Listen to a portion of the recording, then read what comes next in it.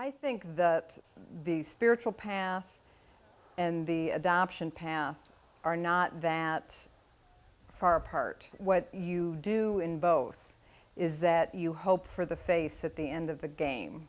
I think Christ is in disguises all over the place, and I think I got to see Christ as an infant in my daughter. I am a person who likes to get my ducks in a row. I like to know what the lay of the land is. And with adoption, you have so much mystery, and there's so much that you cannot control, and so much that's out of your hands, and it's constantly out of your hands, and you constantly have to surrender. It's a hard journey. My husband and I have two sons, Alex, who's 14, and Drake, who's 12, and we had talked about adoption, and what was interesting is once we started the adoption path, they told us, because of a number of things, including Y2K, that China was slowing down. Did we want to switch to Cambodia?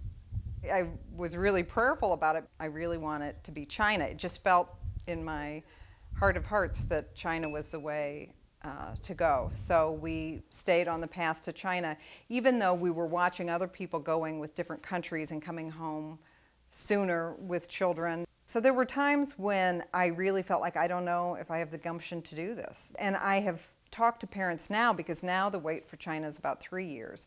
And I keep trying to encourage them, saying, you know, you'll get there, you'll get a name and a face, and it will be all worth it. Your high chair. And these were the first pictures we ever saw of you. When I first saw Lizzie, they would bring the babies in one at a time, so I kept waiting, you know, like, is this her, is this her? And then by the third, I knew that this was going to be our daughter, and I was leaping out of my chair, like lunging at the adoption workers there to get Lizzie in my arms, and just to look at her.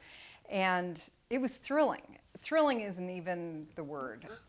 Her Chinese name is Yang Yu, Yang from the city she's from, and Yu means rain. So her name is Elizabeth Amelie Yang Yu Baller-Shepard. When my daughter comes to me and says, so what did my birth mother look like? When I tell her I don't know, I'll say, you know, I believe you were knit together in your mother's womb.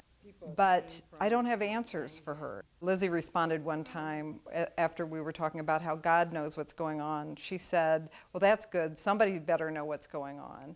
And I believe that. I really try to help her see, if I possibly can, that we are together because we're meant to be together, and that God would have it be so.